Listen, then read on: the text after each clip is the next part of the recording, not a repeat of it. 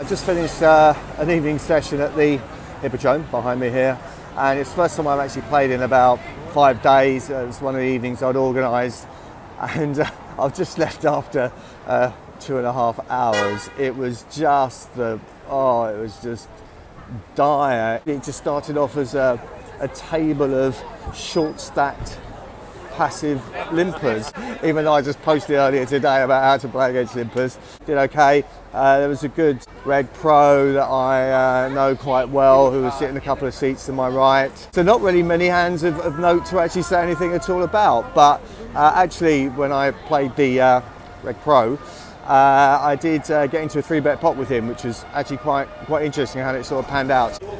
As a deviation, I'm actually going to record this in the shipwrights, where I'm just having a quick beer before getting on the train to go home after this evening. I didn't write this hand down at the table, but I think this is a general configuration.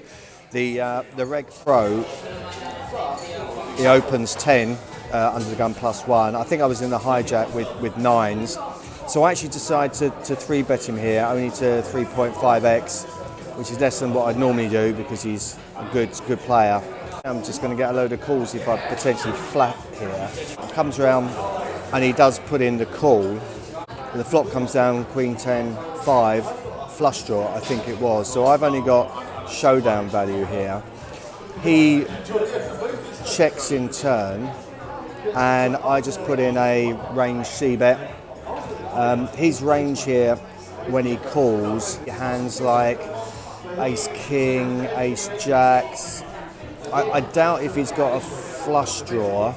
I doubt if he's just flatted aces or kings here, and I doubt if he's actually got a set. So his range is quite narrow, but he just calls here. When he bricks here and he checks to me again, with my showdown value, I'm just going to check back and hopefully try to get to showdown. And then there's another brick. And when he checks again here, so no flushes come in, no straights have really come in that are going to hit his range. I think he's probably either got a hand like Ace King or Ace Jack, or maybe a pair of 8s, something like that. But there aren't very many hands in his range, so I just check it down, and he shows Ace King off. And I actually win a small pot here. And I think the point of interest for me was that he didn't actually 4-bet me here, because if he had done, I was at the bottom of my range really, and I probably would have folded. So yeah, it was actually quite an interesting hand, and one to file away.